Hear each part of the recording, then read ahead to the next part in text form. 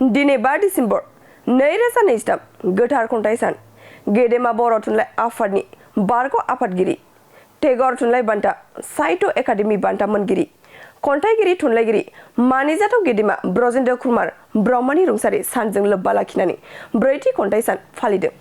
लोगोसे खन्थाइ आवरायनाय खन्थाइ सुजुनाय हाबाफारिजों उन्दै उन्दै लाइमोनफोरखौ गोसो बोहोनो हानाय बायदि हाबाफारि लानाय जायो। क'क्राझार जिल्ला पर्बतजरा महकुमानि सिङाव थानाय टिपकाइ दैसा रोबैयाव पर्बतजरा जिल्ला बर' थुनलाइ आफादनि बानजायनायाव 4थि खन्थाइ सान फालिदों।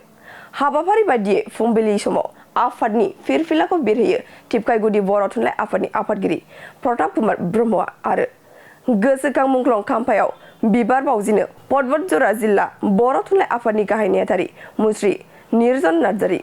हाबाफारि बायदियै सानजौफु समाव मोनसे मेहेरगोनां गेवलां मेलबो लानाय जायो। हाबाफारि बायदियै सानजौफु समाव मोनसे मेहेरगोनां गेवलां मेल लानाय जायो। बे मेलखौनो सामलायो पर्बतजरा जिल्ला बर' थुनलाइ आफादनि गाहाय आफादगिरि मुस्रि अम्बिकागिरि हाज'वारि। बे मेलाव मेल बेखेवगिरि महरै नुजाथिफैयो एम.ए. समेश्वरी बान्था मोनगिरि मुस्रि प्रदम कुमार ब्रह्म बिथाङा। लोगोसे बाहागो लाबावो बारग' एम.सि.एल.ए. जतीन्द्रनाथ ब्रह्मजों लोगोसे साहित्य एकाडेमि बान्था मोनगिरि जनिल कुमार ब्रह्म बिथांजों लोगोसे गोबां मेलेमजिबि आरो रायजो राजाफोरा बाहागो लाफैनानै मेहेरगोनां खालामफैयो। सिगाङाव नोंथांमोननि चेनेलनि गासिबो नायगिरि रायजो राजा बिदा फंबायफोरखौ जोंनि अननाय सिबिनाय हरग्रोनाय जाबाय। जों पर्बतजरा जिल्ला बर' थुनलाइ आफादा जोंनि गेदेरमा थुनलाइगिरि रुंसारि ब्रजेन्द्र कुमार ब्रह्मआ थांनाय 1918 मायथाइयाव बिथाङा 1900 मायथाइयाव बिथाङा रुंसारि जालांदोंमोन। बिथांनि रुंसारि जालांनायनि बोसोरसे उननिफ्रायनो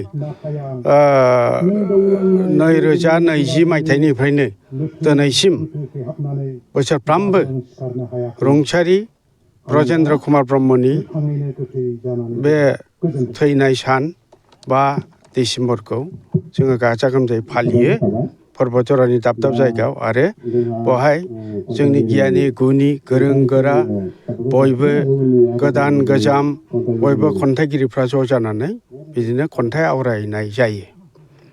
दिनैनि हाबाफारियाव नोंथांमोना मा हाबाफारि लादों? दिनैनि हाबाफारियावबोथ' जोंना बे 5 डिसेम्बर बे थुनलाइ सानखौ बोरै खन्थाइ सानखौ बोरै फालिनांगौ बे जोंना एजेन्डा दंखायो। सिगां जोङो बर' थुनलाइ आफादनि जोंनि फिरफिलाखौ जों बिरहोयो। बेनि उनाव जोंनि गेदेमा थुनलाइगिरि रुंसारि ब्रजेन्द्र कुमार ब्रह्मनि बिथांनि सावगारियाव जोङो बिबार बावो धुप धुना सावनानै मान बावो। आरो बिनि उनाव जोंना बेवहाय आलासिफोर दङ। बे खन्थाइगिरि जथुमाव बे आलासिफ्रा बिबुंथि लाखियो। ओमफ्राय बिनि उनावनो फारि फारि जोंना खन्थाइ आवरायनाय हाबाफारिया जाजेनलाङो। रुंसारि ब्रजेन्द्र कुमार ब्रह्मनि जिउ जारिमिननि बागै सुंद'यै फोरमायनो हागोन नामा? रुंसारि ब्रजेन्द्र कुमार ब्रह्मनि जिउ खौरांनि सोमोन्दै सुंद'यै फोरमायनांगौआ एसे गोब्राबबाबो बिथांखौ जों ओरैबायदि बुंनो हायो सन्थाबै। बिथाङा 1943 मायथाइयाव दतमा ओनसोलाव थानाय बाथाबारि गामियाव जोनोम मोनदोंमोन। बेनिफ्राय बे गामियावनो गुदि फरायसालि फरायनानै दतमायाव फरायदों बिथाङा। बेनिफ्राय सक्ति आश्रम भकेसनेल हाइ स्कुलाव बिथाङा मेट्रिक पास खालामदों। बिनि उनाव बिथाङा क'क्राझार कलेजाव फरायदों, आइ फरायदोंमोन। बेनिफ्राय शिलंआव थांनानै बिथाङा सेन्ट एडमाउन्ट कलेजनिफ्राय बिथाङा BA पास खालामदों। बेनिफ्राय बनरगावआव बिथाङा फोरोंगिरि जादोंमोन। फोरोंगिरि जानानै बे समावनो बिथाङा गवालपारा गभर्नमेन्ट BT कलेजनिफ्राय BT आनजादखौ उथ्रिदोंमोन। बेनिफ्राय बिथाङा गोबां थुनलाइ सोरजिदोंमोन। बिथाङा गासै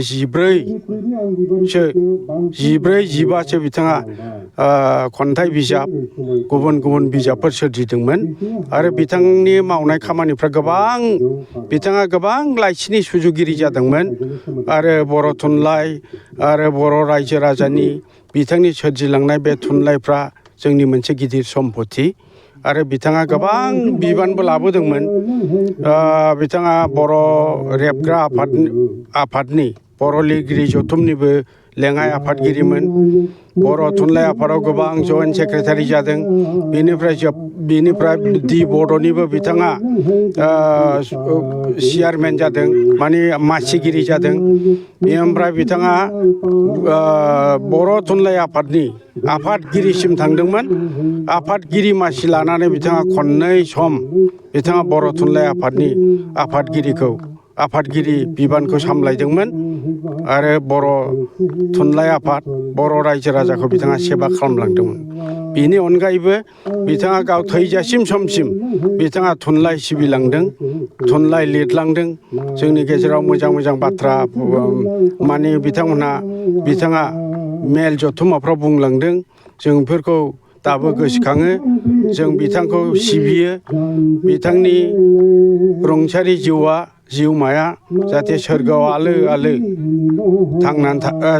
आलो गोजोन मोनहैयो जों बेखौ खावलायो आनान गसाइ खाथियाव जोंनि उन्दै दानि जाखांफुनाय खन्थाइगिरिफोरखौ जों बेखौनो बुंगोन जोंना गेदेरमा खन्थाइगिरिफोर दङ जेरै ब्रजेन्द्र कुमार ब्रह्म जेरै जोंना मनरन्जन लाहारिमोन दं बेनिफ्राय जोंना कमल कुमार ब्रह्म दं समर ब्रह्म चौधुरि बिदिनो इसोर चन्द्र ब्रह्म बिदिनो गिदिर गिदिर खन्थाइगिरिफोर दङ बिथांमोननि आदर्श बिथांमोननि थुलुंगाखौ लानानै जोंनि बे जाखांफुनाय दानि फरायसाफ्रा उन्दै बैसोनि फरायसाफ्रा जोंनि खन्थाइखौ सिबिनांगौ थुनलाइ सिबिनांगौ आरो थुनलाइ राव हारिमु बेफोर थायाबा जोंनि हारिनि सिनायथि थाया बिदिखायनो जोङो दिनै खावलायगोन जोंनि जाखांफुनाय गोदान जोंनि इयुन जोलैया थुनलाइखौ सिबिनांगौ थुनलाइखौ फरायनांगौ आरो बर' थुनलाइखौ जेब्लाबो बुहुमाव गेवलांहोनांगौ आरो बर' होननानै जों गावनि सिनायथिखौ होनांगौ जोबोद दुखु नांनायजों लोगोसे जोबोद गोजोनथाव बाथ्रादि जोङो बिथां गेदेमा रुंसारि ब्रजेन्द्र कुमार ब्रह्म सारनि दिनै 4थि खेब थैनाय सानखौ फालिनाय जादों बेवहाय जोङो गिबियावनो आङो नोंथांमोन मिडियाखौ आङो साबायखर जासिदों आरो दिनैहाय बे हाबाफारियाव बाहागो लानाय गासै जोंनि ओनसोलनि थुनलाइ आफादनि मावथिफोरजों लोगोसे गेदेमा आलासि बिथांमोनजों लोगोसे आरो ओनसोलनि रायजो राजाजों गाहाम हामलायनायखौ जासिग्रोदों जे जोङो गेदेमा बिथांमोनखौ सिबिनो रोंनाया जोंनि थाखाय जोबोद खाफाल गोनां बाथ्रा जोङो परबतजरा जिल्ला बर' थुनलाइ आफादा दिनैसिम बेवहाय बोसोरब्रै समहालागै जोङो बिथांनि थैनाय सानखौ फालिबोबाय थादों बिथाङा मिथिंगायारि माबाखौ जोबोद मोजां मोनो दा बिथाङा आगोलावनो जोंनो मोनसे फोरमायदोंमोन दि आं परबतजराखौ जोबोद मोजां मोनो आरो बे परबतजरायाव बिथाङा बै समावबो मोनसे जायगायाव जेनेबा परबतजरा सारायसर बिलोखौ बिथाङा जोबोद नायनो गोसोमोन दा जोङो थांनाय गिबि